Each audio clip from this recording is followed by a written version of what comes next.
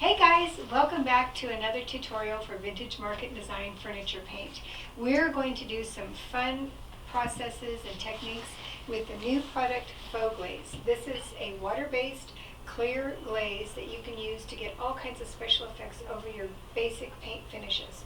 So I'm going to do two linen techniques for this video. I've got two sample boards already prepared. One is done with seashell and one is done with antique, my favorite color. It's such a neutral.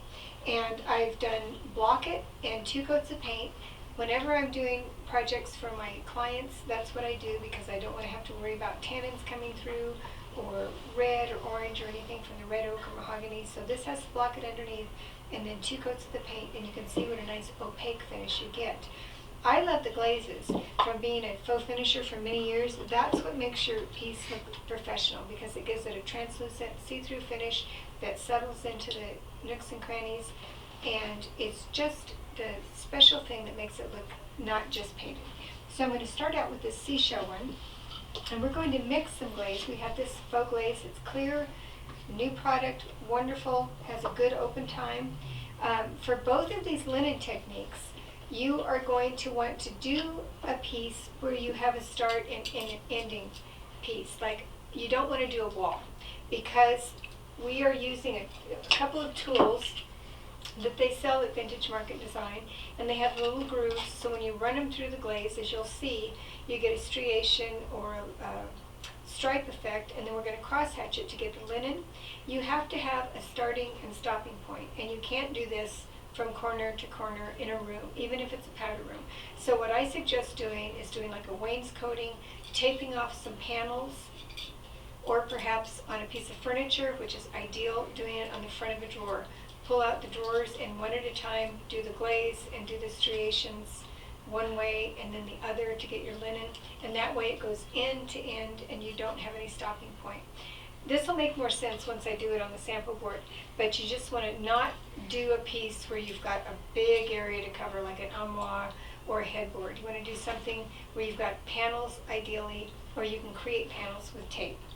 So I'm going to make my first glaze, and I like to work with neutrals, so that's what I'm doing a lot tonight.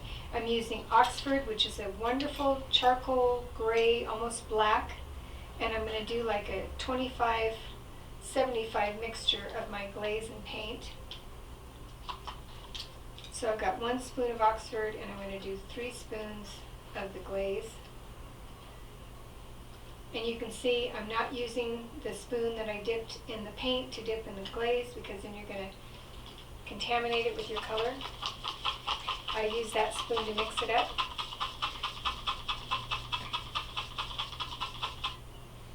And these pigments in the paint really disperse beautifully. You don't have any spots. I've worked with other lines where I get little dots and spots from the pigment. It doesn't happen here. It just emulsifies beautifully and no issues. So that's 25% Oxford to 75% clear glaze. Grab a little brush, and I'm going to go over my seashell base, and I'm going to cover the whole thing with an equal uniform coat.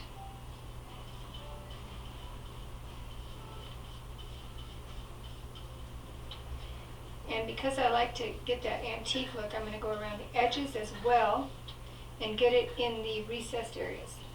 Because when we wipe that off, it will stay in the little corners and give you a nice look of depth. Okay, so that's just a nice uniform look. Then I'm going to take my whiter linen tool. It has like little U's on it, and I'm just going to go from one end to the other and pull it through. And you want to have a towel nearby and get the excess off every time you go through. I'm going to go through that again just to make it a little stronger. Wiping it every time, because if you don't, you're going to get some blobs of color. And then I'm going to go this way.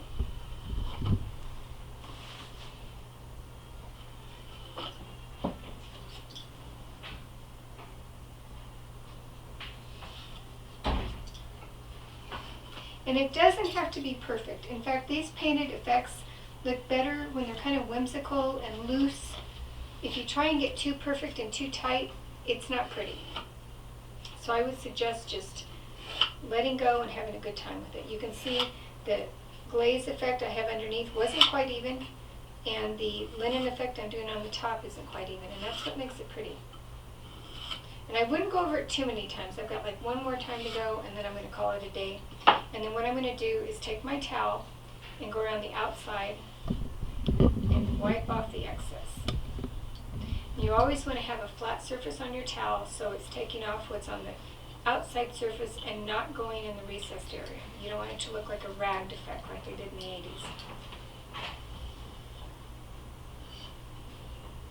80s. This would be really pretty on some drawer fronts, on a door, in the panels, on a wainscoting if you've taped off some panels. And you can even do some fun colors. I mean, just imagine apple green and purple, barn door red and black, or raven. You could get some really good looks. So it's loose, it's fun, it's kind of a rustic farm look.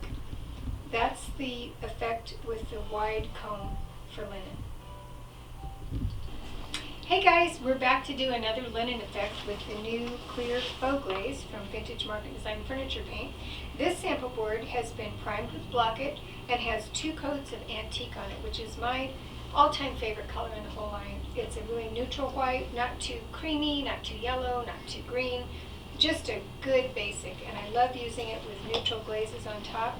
I'm going to make a glaze with taupe, which is another wonderful neutral color, and what we're going to do is 3 parts faux glaze, clear glaze, water-based glaze, and 1 part taupe.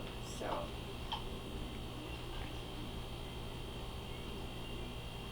and ideally you want to have the paint on your piece or your surface dried 24 hours before you do this step, and then that way it won't get disturbed with the water-based glaze going on top.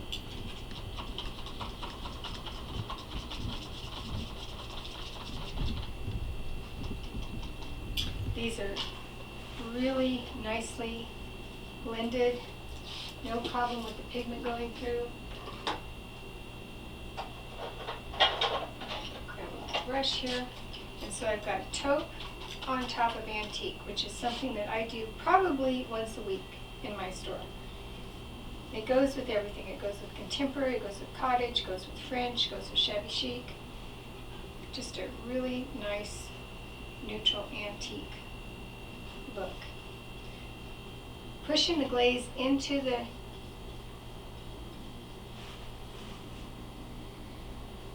recessed areas around the outside. And just doing a solid coat. You don't really have to worry too much about your brush strokes because you are going to disturb them when you do the combing. That's what these little things are. And this is another little comb from Vintage Market Design. The last one we used had some bigger U shapes. This one's really small, almost like an actual comb. And I like to do a linen with this one if you want a very subtle look.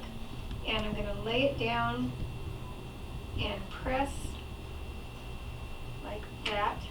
And you want to always have a rag nearby to take the excess off your comb. You don't want to pull it through and then do it again with the excess on the comb. Now this one's a real subtle look, so this is good in a place where you don't want it to be too apparent. And I don't really worry too much if the lines are super straight. I like it to look kind of loose and casual. If you get too rigid with your cross-hatching and your lines, it just isn't as fun. I think it's prettier when it looks like it's whimsical and a little loose.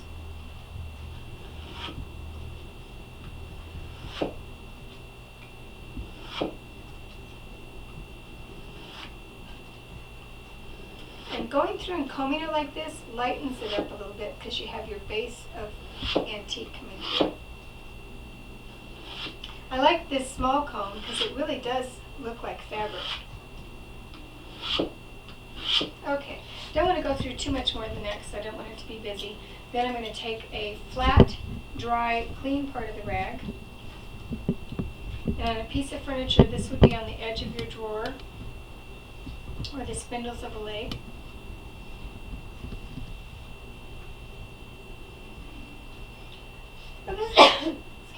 sorry. Allergy season in Albuquerque. And I'm just taking off the extra. And you can see when you use a flat surface like that, it leaves it in the creases in the recessed area, which is kind of fun because it looks antique. Sometimes it's nice. Let me grab a little dry brush here. And it doesn't really matter what type of brush you do, but just go through afterwards and get rid of any stroke marks that you have.